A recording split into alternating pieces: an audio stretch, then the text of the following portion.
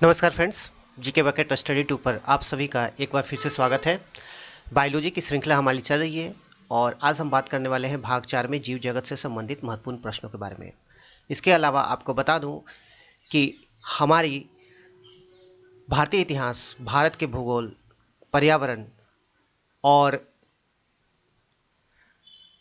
भारतीय संविधान की सीरीज समाप्त हो चुकी है और उसका ई बुक भी लॉन्च हो चुका है। आप चाहे तो परचेज कर सकते हैं और वीडियो भी देख सकते हैं। तो चलिए स्टार्ट करते हैं आज का हमारा बायोलॉजी भाग 4।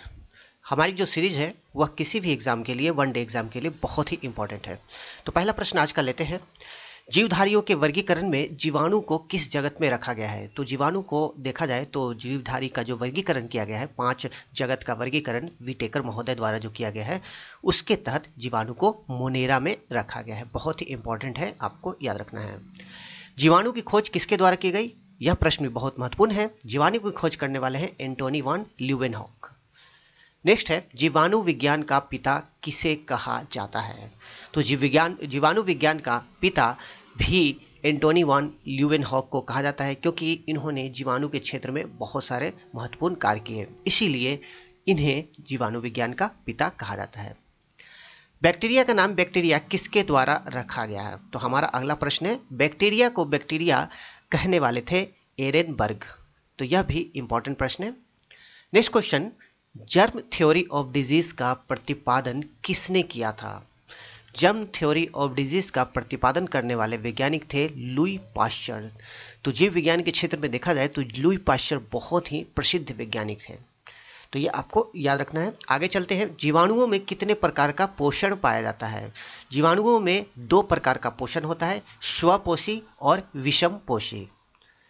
नेक्स्ट क्वेश्चन है, रसायन संश्लेषित जीवाणु नाइट्रोमोनास किस प्रकार से ऊर्जा प्राप्त करता है?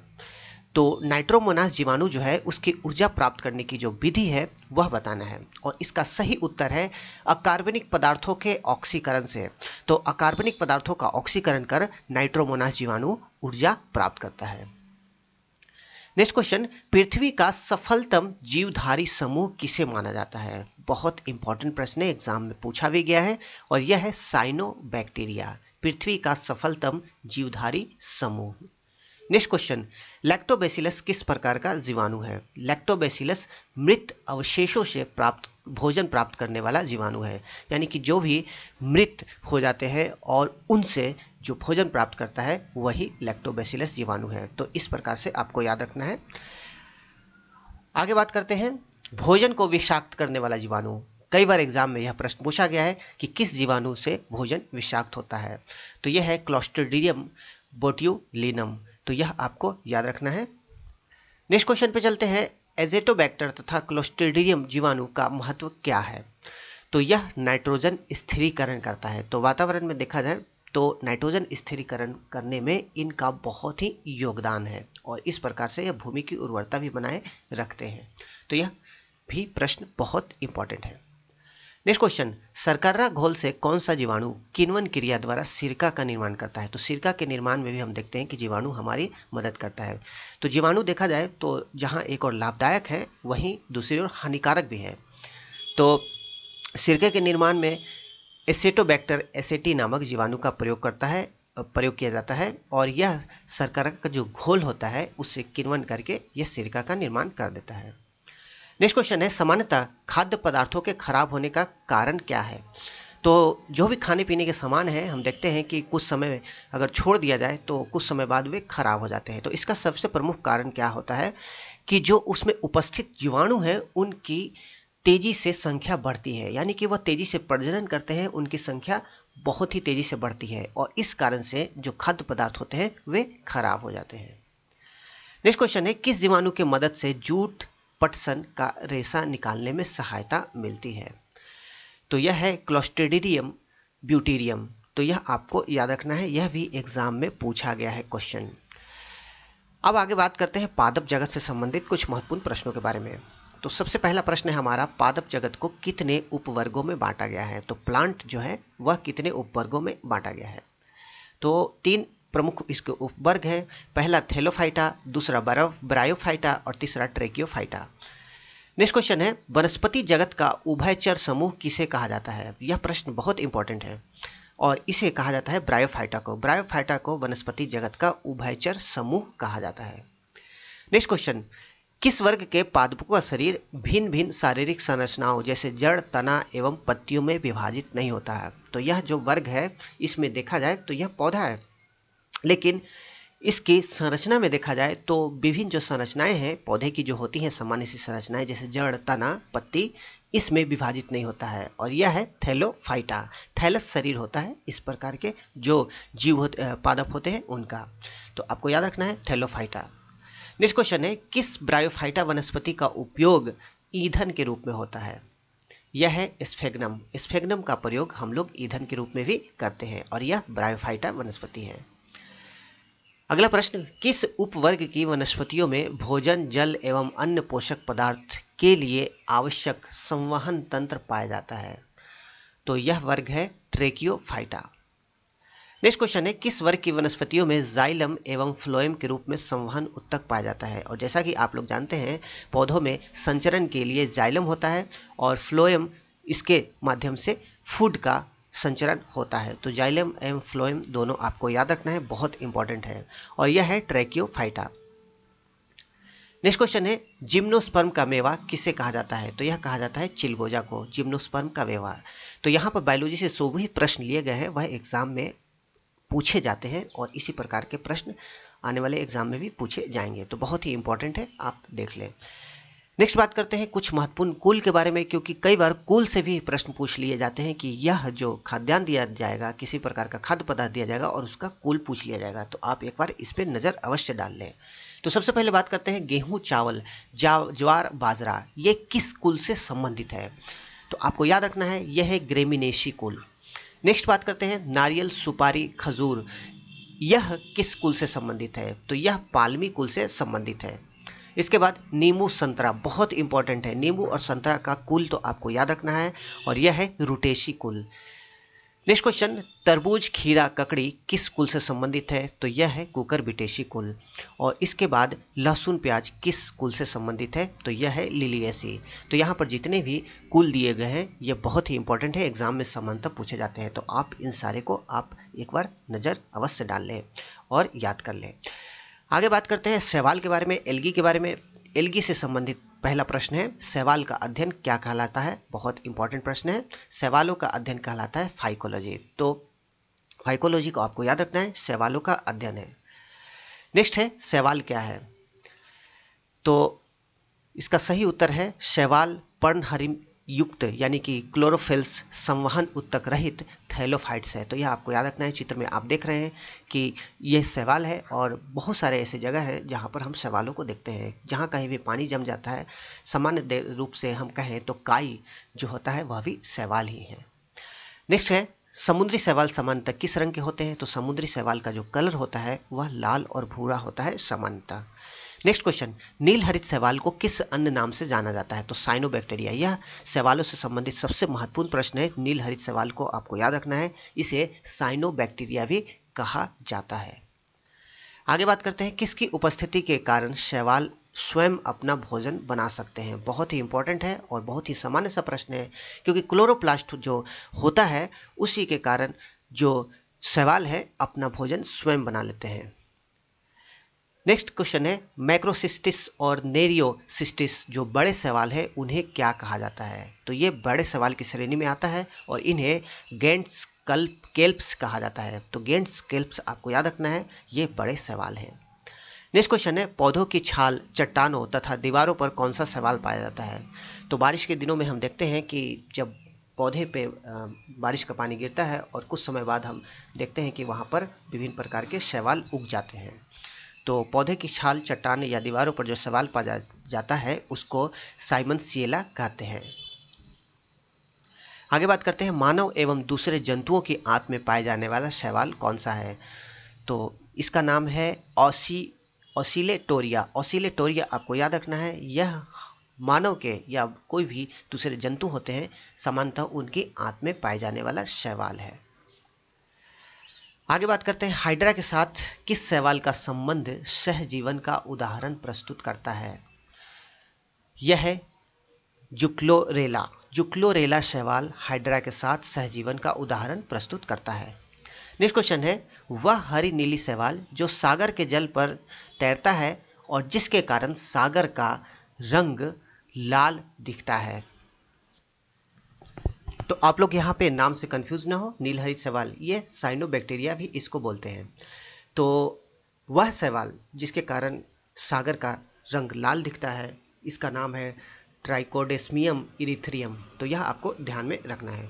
नेक्स्ट है, नाइट्रोजन स्थिरीकरण करने वाले प्रमुख शैवाल कौन से हैं। तो नाइट्रोजन को स्थिरीकरण करने वाले बहुत सारे शैवाल हैं, जिसमें से आपको याद रखना है इनाबिना, नोस्टॉक, ओलोसाइरा, ओसिटोलेरिया। नेक्स्ट है, बर्फ पर उगने वाले शैवाल को कहा जाता है। तो बर्फ पर जो शैवाल उगते हैं उसे क्या कहते हैं, इसको क्रिप्टोफाइट्स कहा जाता है। नेक्स्ट है, चट्टान पर उगने वाले शैवाल को क्या कहा जाता है। तो जो चट्टान पर उगते हैं शैवाल उन्हें लिथोफाइट्स कहा जाता है। तो शैवालों के बाद में अब हम बात कर लेते हैं कवक के बारे में। बहुत ही इंपॉर्टेंट है और कवक को आप सबने देखा ही होगा, प्रोटीन का बहुत स्रोत अच्छा माना जाता है और खाने में भी प्रयोग होता है। तो कवक क्या है। तो कवक देखा जाए तो एक थैलोफाइट है जिसमें हरित लवक तथा संवहन ऊतक नहीं होते हैं। बहुत इंपॉर्टेंट है, इसमें क्लोरोप्लास्ट तथा संवहन ऊतक नहीं पाए जाते हैं। नेक्स्ट है, कवकों की कोशिका किससे बनी होती है। तो कवक की जो कोशिका होती है वह काइटिन एवं सेलुलोज से बनी होती है। नेक्स्ट है, कवक किस प्रकार के जीव है। तो कवक परजीवी है या मृत्युजीवी है। तो ये पैरासाइट है और या अथवा सेप्रोफाइट है। तो ये दोनों आपको याद रखना है। नेक्स्ट है, कवकों का अध्ययन क्या कहलाता है। तो कवकों का अध्ययन कहलाता है माइकोलॉजी। बहुत इंपॉर्टेंट प्रश्न है, एग्जाम में पूछा भी गया है कवकों का अध्ययन। नेक्स्ट है, वह परजीवी कवक जो हमेशा परपोषी पर आश्रित रहते हैं और परपोषी की मृत्यु के साथ ही कवक की मृत्यु हो जाती है, तो क्या कहलाते हैं। तो यह कहलाते हैं पूर्ण परजीवी। यानी कि कवक, मान लेते हैं ये कवक है, ठीक है, और कवक जो है किसी दूसरे पर आश्रित है। तो इस पर अगर यह आश्रित है तो जब इसकी मृत्यु हो जाती है तो इसकी मृत्यु के साथ ही यह कवक भी मर जाता है। तो इस प्रकार के जो कवक होते हैं वह पूर्ण परजीवी यानी कि ऑब्लिगेट पैरासाइट कहलाते हैं। नेक्स्ट बात करते हैं, वह परजीवी कवक जो परपोषी की मृत्यु के बाद भी उस परपोषी से अपना भोजन ग्रहण कर सकते हैं, क्या कहलाते हैं। तो दूसरी कंडीशन यह होती है कवक की, जब परपोषी की मृत्यु हो जाए यानी जो होस्ट होता है उसकी मृत्यु हो जाए, उसके बाद भी अगर कवक उससे अपना भोजन प्राप्त करता है तो इस प्रकार के कवक को कहा जाता है विकल्प मृतोपजीवी। तो यह आपको याद रखना है। इसके बाद बात करते हैं तीसरा कवक, वह कवक जो अपना भोजन सर्वदा सड़े गले पदार्थों से ग्रहण करते हैं, क्या कहलाते हैं। तो यह कहलाते हैं पूर्ण मृतोपजीवी। तो यह आपको याद रखना है 3 प्रकार के। आगे बात करते हैं, कवकों द्वारा पौधों में उत्पन्न रोगों के अध्ययन को क्या कहा जाता है। तो कवक पौधों में बहुत विभिन्न प्रकार के रोग उत्पन्न करते हैं और उनका अध्ययन कहलाता है प्लांट पैथोलॉजी। नेक्स्ट क्वेश्चन है, सत्य कवक को क्या कहा जाता है। यूमाइसेट। सत्य कवक को यूमाइसेट कहा जाता है। नेक्स्ट है, पनीर बनाने में किस कवक का उपयोग होता है। पनीर बनाने में स्पर्जिलस कवक का उपयोग होता है। तो पनीर में स्पर्जिलस कवक का उपयोग होता है, यह ध्यान में रखना है। आगे बात करते हैं, कौन सा कवक विटामिन का महत्वपूर्ण स्रोत माना जाता है। ईस्ट को विटामिन का महत्वपूर्ण स्रोत माना जाता है। नेक्स्ट है, डबल रोटी बनाने में किस का प्रयोग होता है। तो डबल रोटी जो ब्रेड बोलते हैं सामान्यतः, उसमें भी कवक का उपयोग होता है। आगे है बहुत इंपॉर्टेंट, पेनिसिलिन नामक औषधि किस कवक से प्राप्त होती है। तो पेनिसिलिन जो औषधि है वह कवक से प्राप्त होती है और इस कवक का नाम है पेनिसिलियम नोटेटम। नेक्स्ट क्वेश्चन, मानव में दाद यानी कि रिंग वर्म किस कवक के कारण होता है। तो यह एक प्रकार का रोग है, स्किन से रिलेटेड दाद, और यह जो रोग होता है यह ट्राइकोफाइटोन एवं माइक्रोस्पोरम नामक कवक से होता है। नेक्स्ट क्वेश्चन है, पेनिसिलिन नामक एंटीबायोटिक किसके द्वारा बनाया गया। तो बहुत इंपॉर्टेंट प्रश्न है, एग्जाम में पूछा भी गया है। अलेक्जेंडर फ्लेमिंग द्वारा पेनिसिलिन नामक एंटीबायोटिक बनाया गया। नेक्स्ट क्वेश्चन, दमा किस कवक से उत्पन्न होता है। तो दमा उत्पन्न करने वाला जो कवक है वह है स्पर्जिलस फ्यूमिगेटस। नेक्स्ट क्वेश्चन, जहां वायु प्रदूषण अधिक होता है वहां लाइकेंस की संख्या पर क्या प्रभाव पड़ता है। तो लाइकेंस को वायु प्रदूषण का संकेतक भी माना जाता है और यह बहुत ही इंपॉर्टेंट फैक्ट है, आपको याद रखना है। तो जहां भी वायु प्रदूषण होता है वहां जो लाइकेंस की संख्या है वहाँ पर शून्य होती है, यानी कि लाइकेंस वहाँ पर नहीं उगते हैं, और जहाँ लाइकेंस नहीं उगते हैं वहाँ माना जाता है कि वायु प्रदूषण की मात्रा वहाँ ज़्यादा है। तो इस प्रकार यह वायु प्रदूषण का संकेतक के रूप में भी काम करता है। चलते हैं अगले प्रश्न की ओर। किस लाइकेंस से लिटमस पेपर बनाया जाता है? तो लिटमस पेपर को बनाने वाले जो लाइकेंस है उसका नाम है रोसेला। आगे बात करते हैं जंतु जगत से संबंधित कुछ महत्वपूर्ण प्रश्न के बारे में। तो पहला प्रश्न लेते हैं, प्रोटोजोआ उपजगत के तहत किस प्रकार के जीव आते हैं? तो प्रोटोजोआ जो उपजगत है इसमें एक कोशिकीय जंतु आते हैं। नेक्स्ट, मेटाजोआ उपजगत के तहत किस प्रकार के जीव आते हैं? तो मेटाजोआ के तहत देखा जाए तो बहुकोशिकीय जंतु आते हैं। आगे है पोरिफेरा शब्द का शाब्दिक अर्थ क्या होता है? तो पोरिफेरा का शाब्दिक अर्थ होता है छिद्रयुक्त जीव। अगला प्रश्न है, किस संघ के समुद्री जीव सामान्यतः चलने में सक्षम नहीं होते हैं और किसी दृढ़ आधार से संलग्न होते हैं? तो यह है पोरिफेरा। तो पोरिफेरा जो जीव होता है वो किसी भी चट्टान से या किसी जो दृढ़ आधार होता है उससे वह चिपके रहते हैं। तो इस प्रकार आपको याद रखना है, यह चलने में सक्षम नहीं होते हैं। नेक्स्ट क्वेश्चन है, चपटे कृमि या फीता कृमि का संबंध किस संघ से है? तो यह किस संघ से संबंधित है? यह है प्लेटिहेल्मिन्थेस। तो यह आपको याद रखना है, एग्जाम में इस प्रकार से बायोलॉजी में सीधे सीधे प्रश्न पूछे लिए जाते हैं। नेक्स्ट है, प्लेटिहेल्मिन्थेस संघ के जीव का शरीर जिन त्रिस्तरीय उत्तक संरचनाओं से बना होता है उसे क्या कहा जाता है? तो इसे कहा जाता है एक्टोडर्म। केचुआ जोक आदि किस संघ से संबंधित है? यह प्रश्न बहुत इंपॉर्टेंट है, आपको याद रखना है, यह एनेलिडा संघ से संबंधित है, केचुआ जोक जो भी प्राणी है। नेक्स्ट है, जंतु जगत का सबसे बड़ा संघ किसे माना जाता है? जंतु जगत का सबसे बड़ा संघ माना जाता है आर्थ्रोपोडा। अगला प्रश्न है, मोलस्का संघ के जंतुओं में कैसा परिसंचरण तंत्र पाया जाता है? तो जो मोलस्का संघ होता है जैसे घोंघा वगैरह, तो उसके जो जंतु होते हैं उसमें खुला परिसंचरण तंत्र पाया जाता है। सीप, घोंघा, ऑक्टोपस, कटलफिश किस संघ से संबंधित है? तो ये सभी मोलस्का से संबंधित है। आगे बात करते हैं, किस संघ के जीव का शरीर विखंडित तथा सिर विहीन होता है? तो इस संघ के जो जीव होते हैं इसमें सिर अलग से नहीं होता है और शरीर जो होता है विखंडित होता है। तो यह है एकाइनोडर्मेटा। एकाइनोडर्मेटा को आपको याद रखना है, इनका शरीर विखंडित होता है। नेक्स्ट है, मनुष्य किस वर्ग में आता है? तो मानव जो है वह किस वर्ग में आता है? यह भी बहुत इंपॉर्टेंट प्रश्न है। तो मानव को कार्डेटा में रखा गया है। नेक्स्ट क्वेश्चन है, सरीसृप वर्ग का जंतु मगरमच्छ का हृदय कितने प्रकोष्ठों में बटा होता है? तो यह प्रश्न भी बहुत इंपॉर्टेंट है। मगरमच्छ का हृदय 4 प्रकोष्ठों में बटा होता है। तो ये थे हमारे जीव विज्ञान से संबंधित श्रृंखला 4 के महत्वपूर्ण प्रश्न। नेक्स्ट वीडियो के साथ बहुत ही जल्द आएंगे। Thank you very much.